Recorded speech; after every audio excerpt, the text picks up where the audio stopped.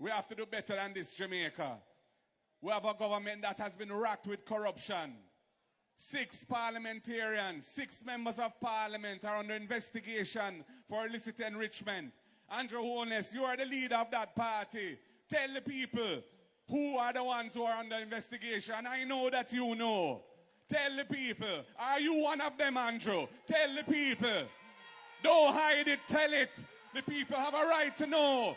They need to know that their parliament is functioning with transparency and accountability. That people with a conflict of interest are not making decisions about important institutions like the Integrity Commission. Comrades, I never come into this politics to scrape nothing from the people. I was a successful lawyer. I was a successful business person. I come as South St. Andrew because I love the vibes of Trenchtown and Jonestown.